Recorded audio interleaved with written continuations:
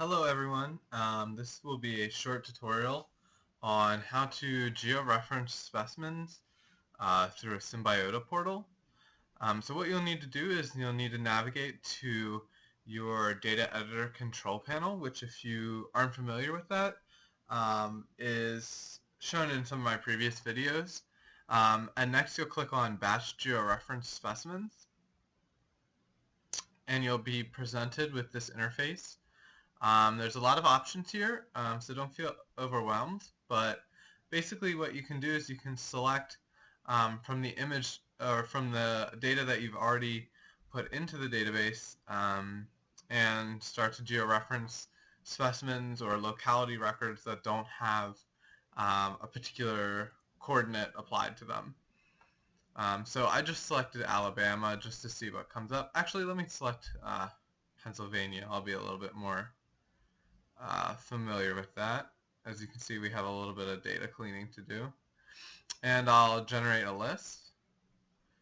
And it'll build a list of all the localities for me that don't have georeference coordinates associated with the locality. Um, and so you can see a lot of different short coordinates here. These are mostly historical specimens, so unfortunately it doesn't get a lot more descriptive than that. But let's try to find one in maybe Philadelphia County that we can georeference just as an example.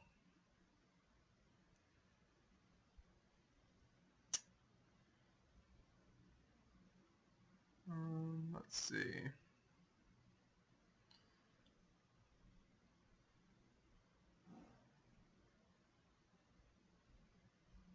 Let's do a Fairmount Park one.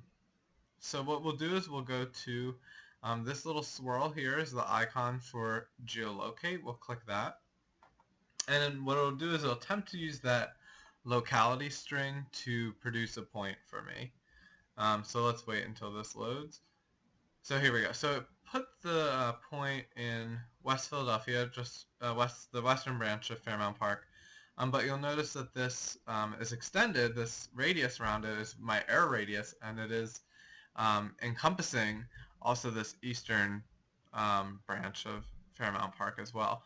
So I feel pretty okay with that georeferencing. And what I can do is I can navigate downwards and actually save that to my application. For some reason Jing doesn't want me to do that, but if I could do that, I would save it to the application, and it would pop up here under degrees, minutes, and seconds for the lat and long, as well as it would keep that error footprint right here so that it was encompassing the entirety of Fairmount Park.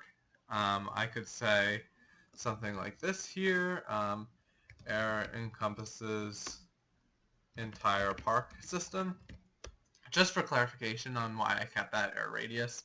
Not necessary, but definitely something that if there's something that came up that was a little out of the ordinary, or maybe you used a USGS topo map, that would be interesting to include in the remarks, just to guide people and help them figure out how you arrive to a specific conclusion about a locality.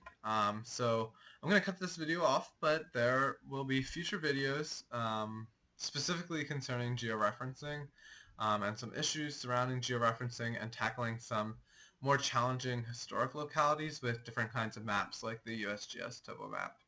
So be on the lookout for that, definitely.